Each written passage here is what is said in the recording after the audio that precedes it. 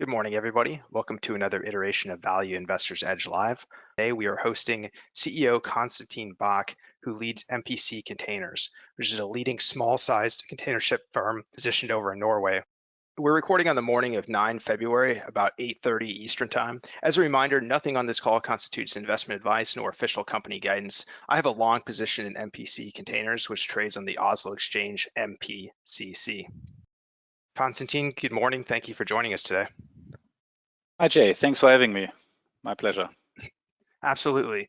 Just some disclosures before we begin. MPC Containers has released a presentation with lots of updates on their fleet, but they have not yet presented their full quarterly results. So we'll make sure none of our discussions directly involve reported results that haven't came out yet. Konstantin, again, welcome. Thanks for joining us. Sure, thanks. Yeah, so we've covered the container ship sector, of course, on Value Investors Edge for years, but we've mostly focused on the mid-size or some of the larger tonnage. We haven't spent as much time focusing on the feeder ships and some of the baby Panamaxes, and the rates have been kind of in the doldrums for several years, but that's changed. Last fall, the rates started picking up, and the last couple of months, the acceleration has actually increased. And I wanted to bring you on today to talk about this and to focus on what is driving some of this recent container ship strength, especially in your segment in those smaller ships. Sure. First of all, if you look at the recent container ship developments, the situation is obviously rather complex given the macroeconomic aspects that have turned out over the last couple of months. However, if I had to drill that down on three key aspects, firstly, there's clearly some degree of catch-up effect having taken place and still taking place, combined with an ongoing strong demand, which is, amongst others, a result of the shift in consumer behavior.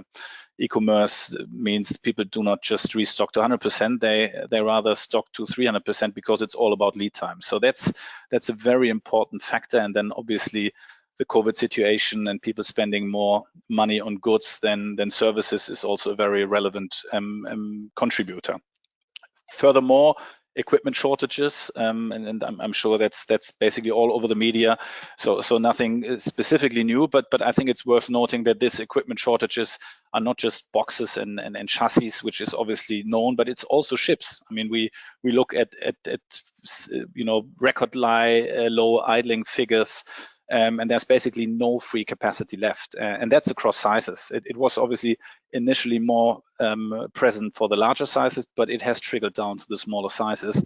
And we're basically at above 99% utilization at the moment in terms of tonnage capacity. And then last but not least, I think congestions have played an exaggeration role, especially in the US. I'm sure you're well aware of that. And US ports in general are way more dependent on people and less on automation compared to, for example, large European ports. And some instances where LA and Long Beach port workers were affected with COVID as they contracted COVID. It was pretty much an exaggeration of the anyway severe situation. So these are a few attributors that clearly play a role. And then there's obviously the longer term, but I'm sure we'll get to that, fundamentals in terms of supply and demand, but I would leave it there for the moment. And I'm sure we touch on that as well. Yeah, it's certainly exciting times across the market. And, we saw it pick up first in some of the mid-sized tonnage. It seemed like that was where the supply and demand had been the tightest. There hadn't been a lot of orders for really since like 2012. There haven't been a lot of mid-sized orders. And then it trickled down. And now, of course, the feeder ships are rallying. And, you put out a new presentation just last week, which is kind of what got my additional attention into your company. We bought your stock a couple weeks ago and looked into this presentation and saw that you've positioned really about more than half your fleet has rolled onto these new charters, and we're talking about significant rate increases. I'm just looking at some of the rolls right now, and I see one ship, for example, that has went from $6,000 a day up to $13,000, and of course that's not an isolated case. It's across the board. So as you're focusing on those charter rolls, is there a strategy in terms of do you want to put everything on the 1 and 2 year charters? Do you want to kind of layer those in, or how do you think about managing that charter book now that you have better rates? Well, first of all, I think it's besides the improved rates, very important is also the improved periods, and that's kind of a differentiator between the smaller tonnage and the larger tonnage. The larger tonnage is usually on at least 12 months, if not 3 to 4 year contracts. Our vessels, however, are sometimes only on round voyages for a couple of weeks. So that also means you have more availability to the market. So tonnage becomes more frequently available to the charter market, putting somewhat of a lid on rates and periods. So that has changed. I mean, we have not just seen these kind of rates that you alluded to, but also periods for 1,000 TEU vessels for 2 years. This in turn will stabilize the charter market going forward, because simply vessels will not become available that frequently, and that's a very positive. To your question on strategy, obviously we are currently in a position where we can lock in basically cash on cash yields of 30% plus on charters that go up to 2 years. So we are, of course, looking at a staggered charter book, which we have inevitably also by virtue of our fleet. We have 66 ships. We have now rolled over more than half of the fleet in the, let's say, new normal, so new charter rate environment, or actually even a bit more than half, and the rest will follow in the next 3 to 4 months. So we will have a bit of a staggered book. It's to some extent dictated by availability of 1, 2, or maybe even slightly above 2 year charters. But given the significant cash generation, and we're looking on a blended basis on our basket of vessels, blended, if you have all vessels spot today, it's around $14,000 to $15,000 per day, versus cash break even on our fleet of $7,500 per day. This on an annualized basis translates into an EBITDA of above 140 million, if all vessels would be available. We obviously still have a few, let's say, legacy charters, but that is a significant cash generation. So as long as we don't have to compromise on the rate, being at a significant discount, we would in any event go for as long as possible at these rate levels. Yeah, that certainly makes sense. And I suppose there's then a calculus between, how much of a discount do you have to take if you're going to lock it on 2 years versus 1 year? Have you been seeing much of a discount on 1 year and 2 year, or is it a similar rate? The interesting, thing is that the rates are increasing on shorter periods and larger and longer periods. We have, for example, seen maybe the 2 year market for larger ships to 2,000 to 3,000 TEU in our case. A 2 year charter market is standard, right? So that's, you rather get a premium if you go shorter. I would say we have, for example, fixed 2.8, which has kind of a 2 year contract market at around 18 to 20, depending on the region, $1,000 per day for 2 years, and we fixed her for 3 to 4 years at because of a dry dock position at $27,000. So you see that there's actually a significant premium if you go shorter, and the 1 to 2 year contract is market standard. So it's not a significant discount. And with this kind of level of cash generation, we would definitely want to go long.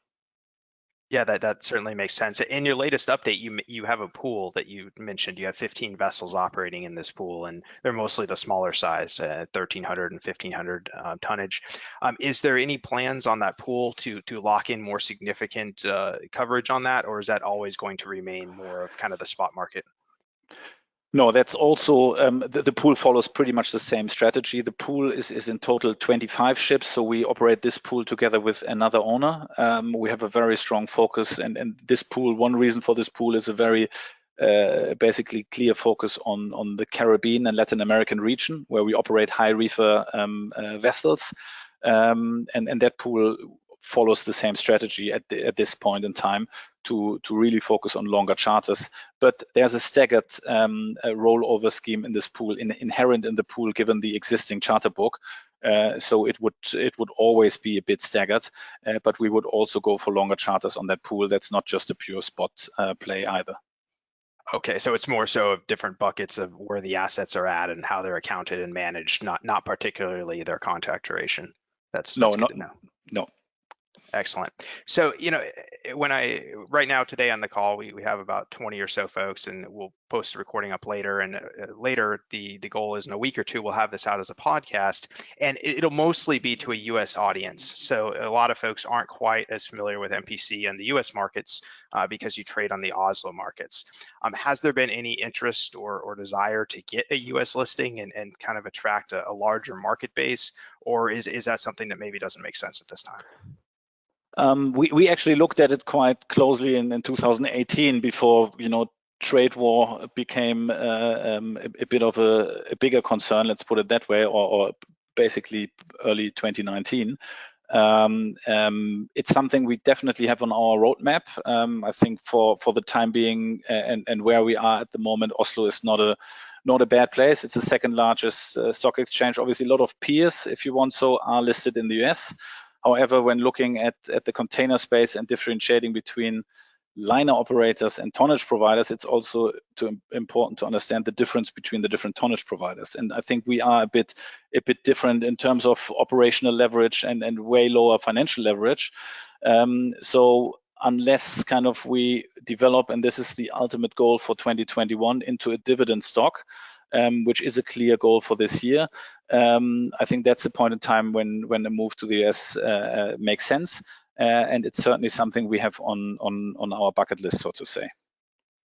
Yeah, I think that certainly makes sense. Is the next kind of logical step for the company. And as you mentioned, I remember meeting you in the summer of 2018 and talking about the prospects of the market. And sentiment was a little better at that point. And then of course, as you mentioned, we had the trade war, and then we had COVID, and we just haven't had a clear window. But it seems like if there was ever opportunity, it might be, even we won't get too far ahead of ourselves, but might even be this summer or this fall if these rates remain where they're at. Because as you mentioned, your cash flows are surging. And so you mentioned dividend, right? And that's something I think that makes investors' ears perk up a little bit and it brings a little bit more folks to the table. So let's talk about that a little bit. I know you haven't reported results yet. You don't have an official dividend policy yet, but can you kind of walk us through your thinking as sort of on a company level of how that might look? Absolutely. I mean, first of all, we obviously 2020 will not be a great year, so there will be no dividend for 2020. But going forward for 2021, this is clearly the goal, to implement a dividend scheme. The idea is really to, given the high operational leverage, to dividend out a significant part of our free cash flow after capex and provisions. So the goal is around 50% of the kind of free cash flow to be dividended out to investors in future, right? I mean, we're obviously now at the crossroads of kind of turning from a very, very bad and challenging 2020, which has been a bit more challenging for companies like us with a significant spot and operational exposure and operational leverage compared to others who just sailed through the year. But we are also the ones that can most benefit from this upside by renewing basically all of our fleet within Q4, Q1, and Q2, meaning within 3 quarters at prolonged rates with good cash generation. And back to my point earlier on rates, $14,000 a day versus 7,500 in cash break even. That means $6,500 per day in vessel in free cash flow and EBITDA. This is very significant and will in all likelihood put us in a position to pay a dividend in the not too distant future. And in addition, and I think that's important, we have much more visibility on our earnings as we speak. We will have rolled over all the charters, and assuming the market moves sideways for the next or maybe even improves, but at least we don't expect a softening in the charter market. By early May, we will basically have contracted almost all of our revenues for this year with a significant visibility on cash generation. That certainly makes sense, and thanks for that early May. So we'll make sure we set a reminder on our calendar and check the rates in early May. And if they're where they're at today or in a neighborhood of where they're at today, folks that are listening can check the HARPEX index. That's one of the easiest. The Context is another one. And check those rates in May and compare them to February. And if they are in the same neighborhood, then MPC is going to be in great shape. So let's cross our fingers and hope for that. So what a turnaround. I mean, last year at this time, MPC was not in a pretty spot, and I wasn't long the stock, but I followed you for many years, and you got a little ugly for a while. You had to issue some more equity. There was an issue with one of your bonds, but now you're totally out of the waters. So I'm glad to see it. But what are some of your capital allocation priorities now? I mean, you mentioned the dividend, that's got to be part of it. But what about some of that excess cash? Are you thinking of adding a little bit to the fleet? Are there any sort of fleet upgrades that you need to do for environmental standards? What sort of stuff are you doing with the rest of that cash? Well, first of all, given the significant operational leverage, we believe significant financial leverage is not necessarily needed. So we would potentially look at slightly delevering the balance sheet financially, with some of the liquidity. And then obviously selectively looking at vessel acquisitions. We bought one 3,500 TEU ship just recently for 10 million, on which we added basically 6 million of EBITDA with one 14-month contract. So that gives you an idea of how you can de-risk an investment. Obviously, the window is very dynamic at the moment. I mean, obviously, asset values follow rates. So there is a point in time when buying assets doesn't make sense anymore. But at this very moment, it is still something where you can, at the same time of buying a ship, lock in very interesting cash flows. And I think this is a very interesting proposition to consider. In terms of dockings, this year we have we have the very high number of dockings, regular class dockings, 18, which is more than average, kind of in terms of number, linked to the age profile of our fleet. But in terms of capital allocation, it's certainly financially delevering the structure and looking for a dividend as priorities. Excellent. So it sounds like the dividend is top of the list, and then bringing down some of the leverage, and then maybe the third priority would be selective acquisitions. Is that fair? Yes. Excellent. Okay, so you mentioned that 3,000 TEU vessel that you bought for 10 million, and that's remarkable because the demolition value for that vessel is in that neighborhood, just a couple million below that. So just buying that vessel, placing it on a 1-year charter, mathematically, it is almost, I have to say, almost impossible to lose on that deal. That's crazy. So is there anything like that left in the market, or has that secondhand market sort of cleared itself out? Because I know I've been looking at this for the last couple of months, and I just couldn't understand the deals we were seeing on the asset side. Is there any of that left, Constantine, or is that ship sailed? No, I mean, the prices have picked up, but the charters that you can conclude, for example, for 2 years, match that increase in pricing. The processes are way more competitive, so you need to be very kind of aware of a very competitive market. But again, I mean, 2,800 TEU ship, you can buy that 10, 12-year-old for 14, 15 million, and you can lock in 10 million in EBITDA and are left with scrap post that charter. So these deals are still available, more competitive and more limited, but it's still possible to deploy money in this market environment. But, and I think that's very important to note, the scarcity of assets becomes even more apparent when looking at who are the buyers at the moment. I mean, MSC, VIE, a lot of liner operators who are very concerned about equipment shortages, and that, as I said earlier, are not just the boxes, the container boxes, it's also ships. Over the next 2 years, there's a very limited supply growth, in particular in our segment. So in the regional vessels up to 5,000 TEU, there's basically a negative supply growth. And if you order a ship now, it will not be available until 2023. So the next 2 years, we have a very clear and transparent visibility on what will come into the market. And that is another change if you look at the overall dynamics of the container market. Very low supply growth in certain segments. Even if there's only limited demand growth, you will see a continuous tightening in market. And this cannot be accelerated because orders will not come to the market earlier than 2023. And that is, in my book, very, very interesting dynamics when you look at the container market, in particular in the smaller sizes. Yeah, it's very interesting to see that, and a lot of folks earlier last year in March and April of 2020 got roped kind of into this tanker boom, right? Remember the tanker rates surged really heavily. Yep. And But of course, the tanker market had a significant order book remaining at that point.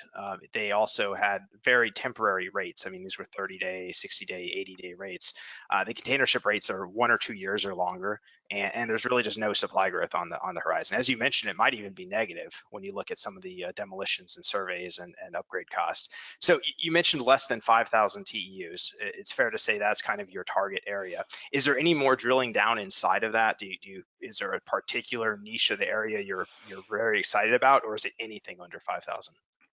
No, I mean we have really focused on I mean the feeder market is around 2,000 to 2,500 vessels globally. We have a very strong focus on the key regional trades, which is by virtue of our position, obviously intra-Asia as being kind of the most relevant one.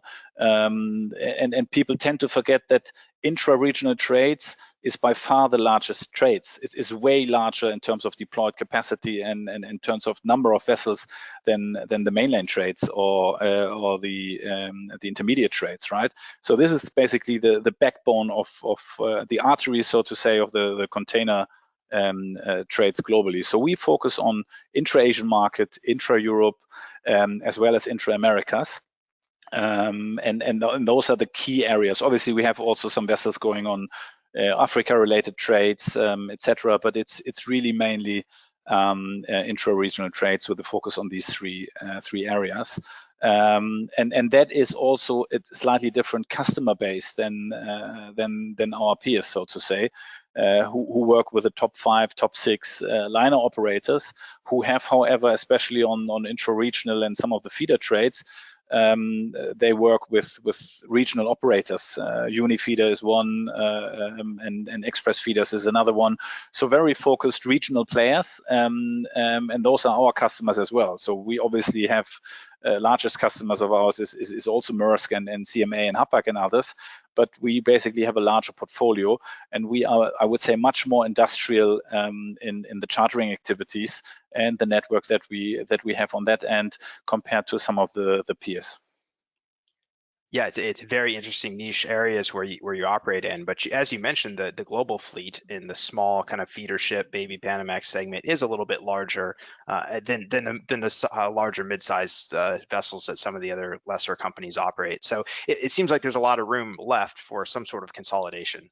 I know there's a lot of German financing vehicles that aren't necessarily particularly natural vessel owners, right? They might want to divest their tonnage or sell off some of their assets. Have you seen any opportunities for consolidation on a meaningful basis? I don't mean like onesie twosie, vessel acquisitions, but a circumstance where you could acquire a fleet of 20 or 30 or more vessels. Is that even possible? No, that's definitely not impossible. Let's put it that way. And there is some, I would call it kind of limited lifetime capital that has bought fleets of 10 to 20 vessels. That could be a good match with kind of our fleet profile.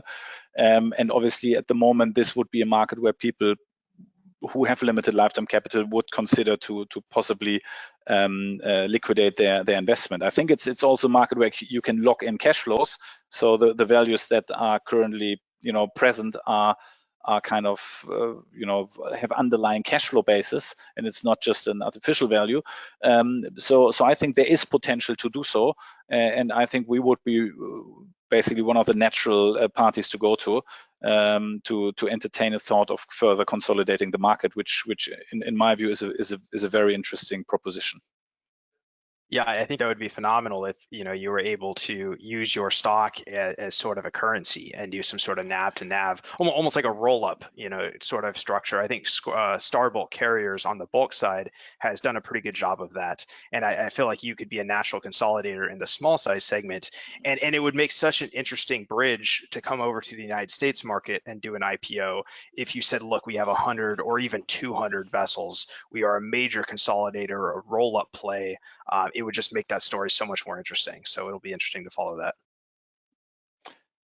Absolutely, and as I said, I think there is quite some potential on that end, and obviously using the currency is something that that's what you're listed for, right? To make sure you you also arbitrate when the time is right, and use your platform to get additional shareholder value. Yeah, certainly. You know, and I've been following your stock, and you know, I update my estimate, of course, of the net asset value on a weekly basis, and it's just remarkable to see how quickly the net asset value keeps rising. Just by, as we mentioned, right? We talked about how the contracts are getting longer and longer, and so you know, MPC containers, the net asset value keeps rising, which makes your potential currency even stronger. To do some sort of a combination transaction like that. Just for some of the more, I think, generalist listeners, maybe not so much today, but when we post the recording up later to a larger audience, can you talk about the ROE, like the return on equity that you're seeing with some of these vessels? I know we laid out the numbers. Look, you can buy a ship for 10 or 15 million, you place it on 6 million EBITDA, but sometimes that's harder to kind of wrap around in your mind. So what kind of ROE specifically have you been seeing on some of these acquisitions? I mean, we're looking at 30%, basically, right? If not more, right? And this is on the current charter level. Maybe one example to run the numbers on one ship: 10 million vessel, 5 million equity, 5 million debt, and you can lock in now annual cash flow of 5 to 6 million. That's even more, right? And this is one of the larger vessels, and what we just really bought. So there is very significant the return on equity that you can generate in this market environment. Right, and that's not even with leverage, right? That's just basically almost like an ROA, right? Yes.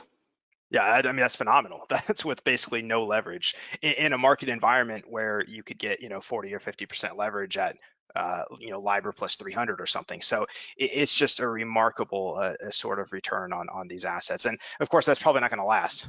So we hope you can get some of the assets where you can. No, and that's why I think it's important to also look at I mean, ship owning, right? Tonnage provider ship owning is about managing residual value risk, right? And that's why we feel very comfortable in the age bracket in which we are kind of deployed with our capital, which is between 10 and 15 years of age, right? It's way lower technology risk than younger vessels. We basically, if this market kind of continues and we are able to lock in 2-year charters, we're basically de-risk the investment down to scrap. And that differentiates us significantly from various other listed companies who basically have maybe a longer dividend history and longer contracts. But at the end of these contracts, there's still significant residual value risk, and I think this is very important when looking at steel investments, in my book at least. That it's all about managing residual value risk whilst ensuring you are in a position to also return capital to investors. Yeah, I think that's true. You know, not only does MPC offer that niche focus on the small vessels, there's also a lot less residual risk, a lot less financial risk, just a complete different situation, all right, than you were in a year ago. Yeah. So Constantine, thank you so much for your time today. Just a couple quick follow-ups, I guess, sound bites, if you will. First of all, do you mind mentioning maybe 2 or 3 of your latest fixtures? I know you mentioned them earlier in the interview, but 2 or 3 of your latest fixtures that are just indicative of the strong market rates, the ones you're the most proud of.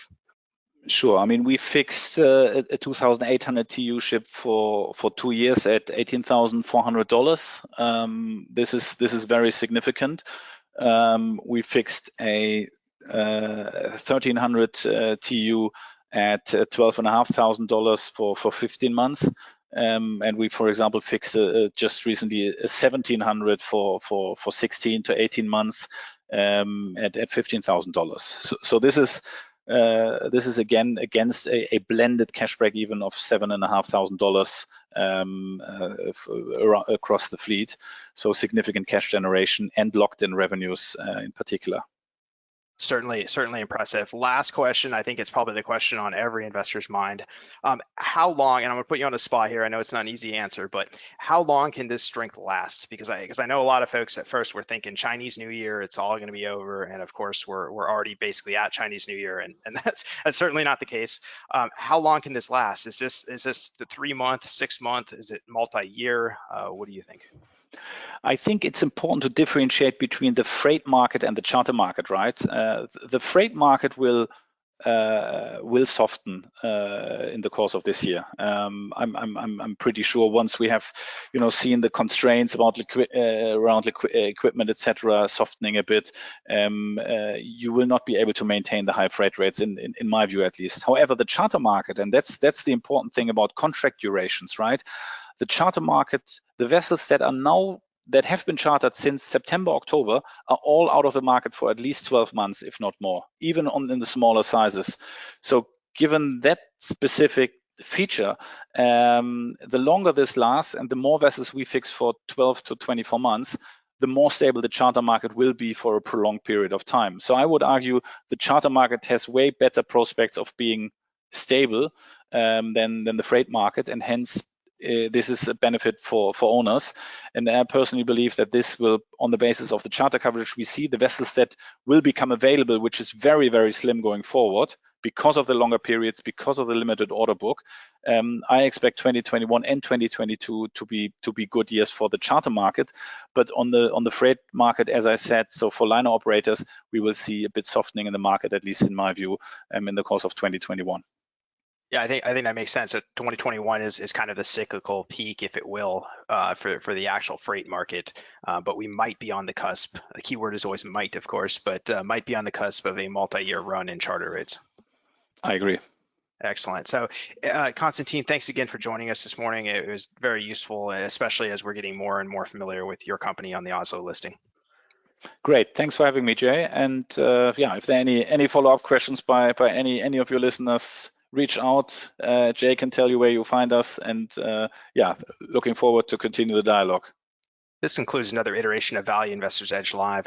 We're recording on the morning of 9 February, about 8:30 Eastern Time. As a reminder, nothing on this call constitutes investment advice nor official company guidance. I have a long position in MPC Containers, which trades on the Oslo exchange MPCC.